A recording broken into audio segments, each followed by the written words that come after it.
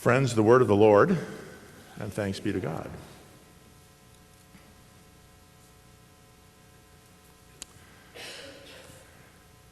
Do you know that expression, you never get a second chance to make a first impression, resonate? That's kind of how I felt when I first met the Apostle Paul, the author of this letter to the church in Ephesians. When I first was introduced to Paul, I wasn't exactly sure what to make of him. When you read Paul, he comes across as kind of arrogant, cocky. As a matter of fact, we were talking about this in our Bible study the other night. In 1 Corinthians 15, Paul actually says he has worked harder than any other of the apostles. Okay. On the other hand, when you read Paul, he writes so eloquently and so gloriously about the grace of God and about who Jesus is and what God has done for us in Jesus Christ. Some of this, some of that. So over the past 20 or so years, as I've spent a lot of time with Paul, I feel like I've gotten to know him. Paul and I have had a lot of coffee together. I've listened to Paul in silence while I read him. And this is what I've learned about him. I like to think that Paul's a pretty good listener, and I like to think that Paul is a good prayer, someone who prays well. When you read the Apostle Paul, probably more often than not, you'll walk away with a lot of questions. Questions like, what exactly are you talking about, Paul?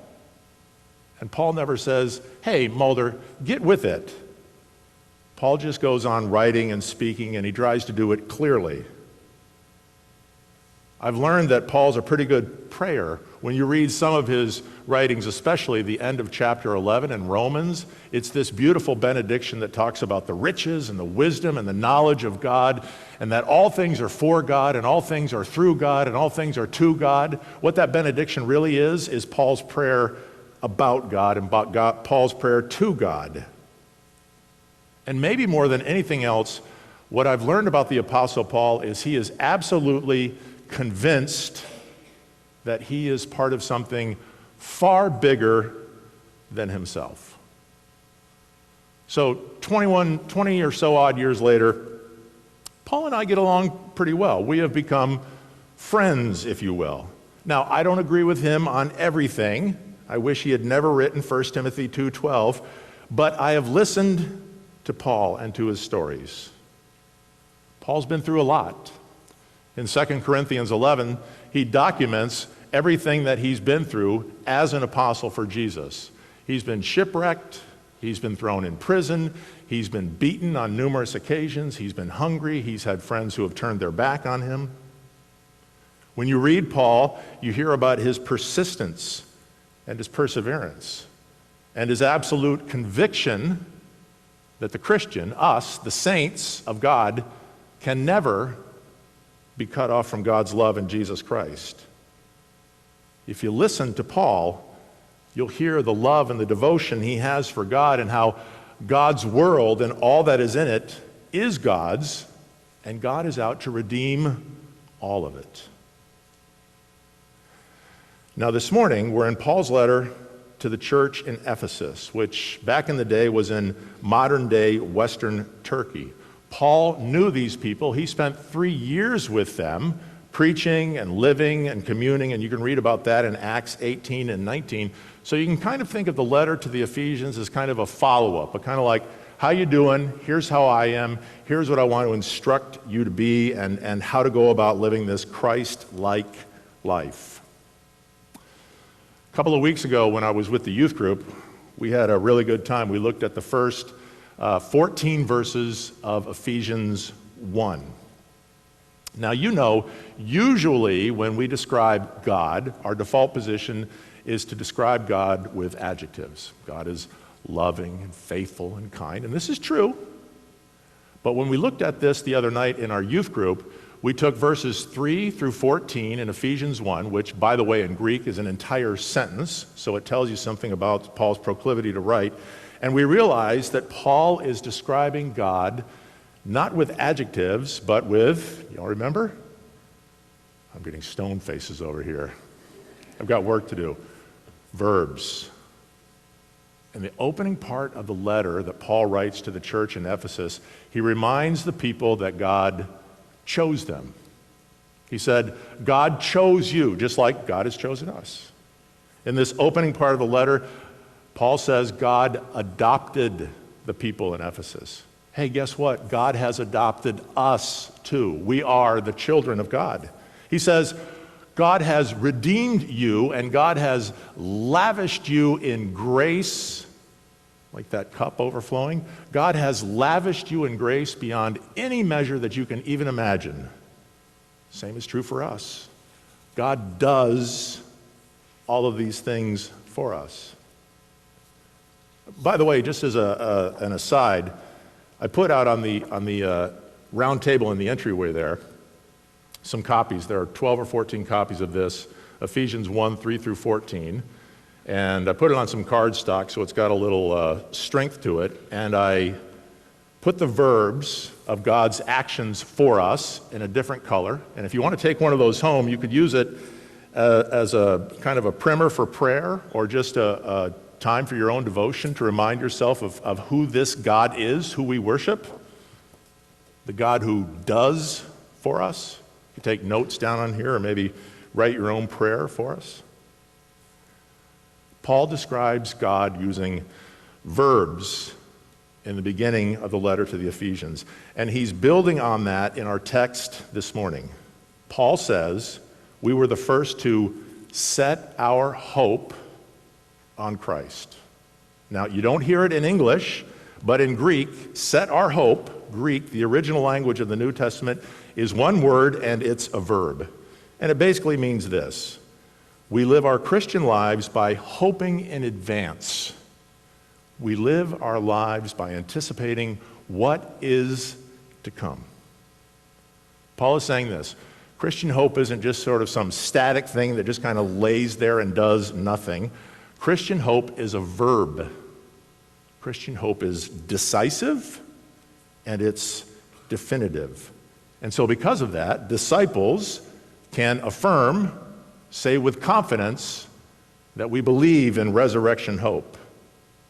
Resurrection hope simply means that because Christ is alive and because Christ is seated at the right hand of God, it means that the future is secure, and the future is now dictating to the present. So whatever we need to do, whoever we need to be, we can do that clearly and with the authority of God, because Christ has been raised. Here's just one example of resurrection hope. How do you like this name? Albertus Van Raalte. Can you imagine if your parents hung Albertus on you? It'd be almost as bad as if they named you Bruce. 175 years ago, there was a man named Albertus Van Raalte, and he came to West Michigan in the mid-late 1840s with a band of Dutch immigrants. He was instrumental in establishing what is now known as Holland, Michigan, a town of about 30,000 people, and he was also instrumental in founding my alma mater, Hope College.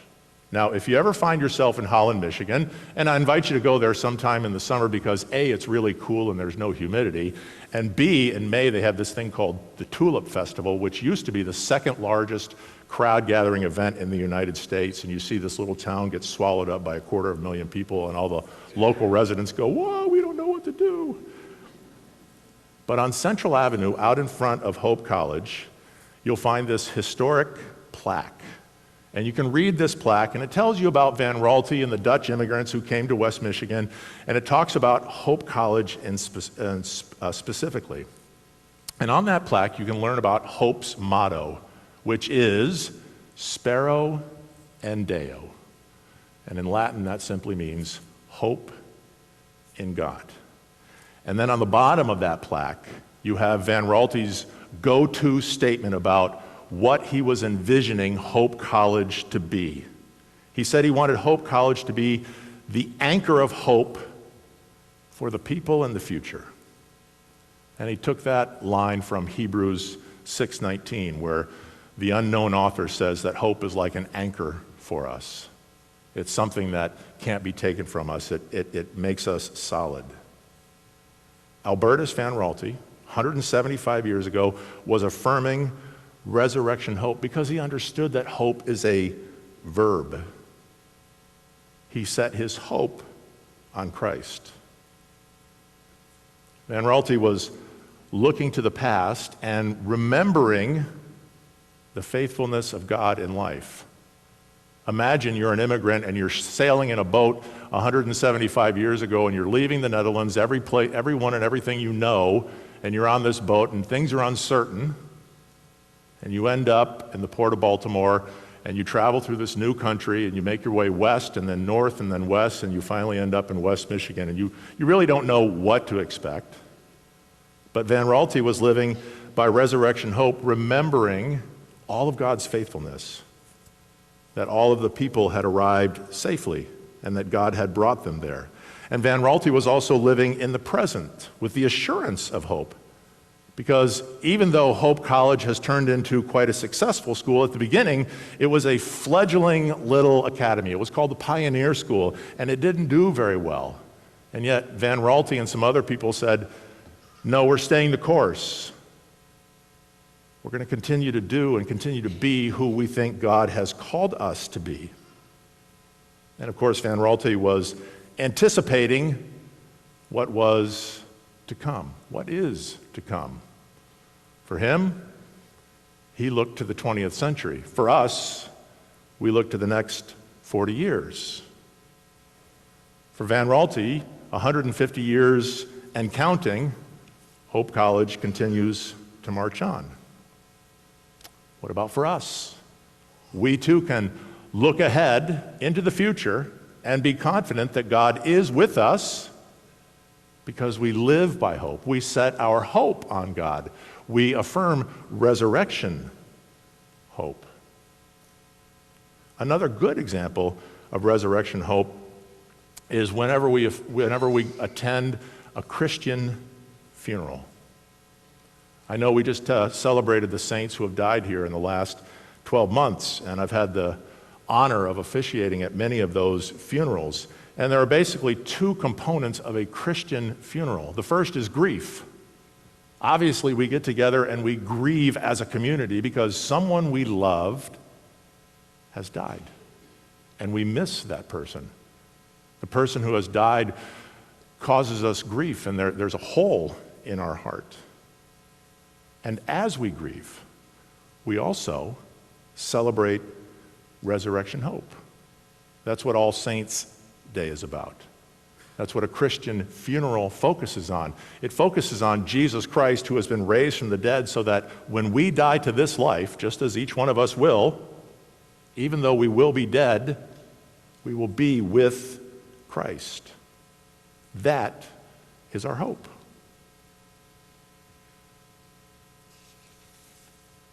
Friends, resurrection hope stands on the assurances and the promises that God makes to us. Resurrection hope goes with you throughout your entire Christian life, and it connects you to all of God's goodness and all of God's faithfulness. It reminds you that even when everything in your world is spinning out of control and you're thinking, what could possibly go worse? What could possibly be even more intolerable? What could possibly be wrong again? God says, I'm right there with you. I haven't forgotten you. I'm with you there in that exam room. I'm there with you in the recovery room. I'm with you when you've got to go off to the emergency room again. We live by resurrection hope, knowing that resurrection hope is a gift that God gives. And there's God doing for us again, a gift that God gives to us, and it's a gift that God places in your heart and then seals it there. Think of the gifts you've gotten over the course of your life. Maybe you still have some of them, but I'm sure many of them have either fallen apart or rusted or faded away. But resurrection hope is a gift that is eternal. It's for today, and it's for always. And finally, resurrection hope stands up to its knees in the past but it always has its eyes on the future. It's standing solidly and firmly because we remember that Jesus Christ is the foundation of our life, and we can stand on that pedestal, on that form firmly and look ahead and say, Christ is the focus. Resurrection hope acknowledges what has been and reminds us that the future is dictating to the now, and because of that, all is well. So in just a couple of minutes, we're going to come to this table, to the Lord's table. And as we come, we will remember Jesus, his obedience to death, even death on a cross. We will commune, that is to say, we'll share time with Jesus. We'll share in his spiritual presence in the cup and in the bread. And of course, when we come to this table, we do so in hope. We do so knowing that what God has promised is in us, can't be taken from us, and will come to pass. All of those decisive verbs about God, all of those verbs of action, they're pointing us to God, proclaiming the gospel, telling us this is who Jesus is, and affirming in us resurrection hope. So friends, to God be the glory. In the name of the Father, the Son, and the Holy Spirit, amen.